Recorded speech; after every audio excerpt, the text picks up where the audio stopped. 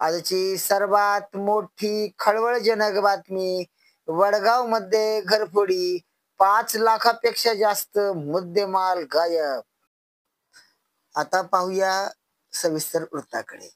दिनांक 6/2/2025 रोजी 11 ते 6च्या दरम्यान रामभाऊ गहिनीनाथ नवले, राहणार वडगाव, तालुका कळंब, जिल्हा धाराशिव यांच्या राहत्या घराच्या दरवाजाचे कडी कोंडा तोडून एका अज्ञात व्यक्तीने घरात प्रवेश करून घरातील बेडरूम मधील लोखंडी कपाटातील 151 ग्रॅम सोन्याचे दागिने व रोख रक्कम 2 लाख रुपये असा एकूण 5,80,210 रुपये किमतीचा मुद्देमाल चोरून नेला, असे फिर्यादीने दिनांक 7/2/2025 रोजी दिलेल्या प्रथम खबरेवरून येरमाळा पोलीस ठाण्यात गुन्हा दाखल झाला आहे.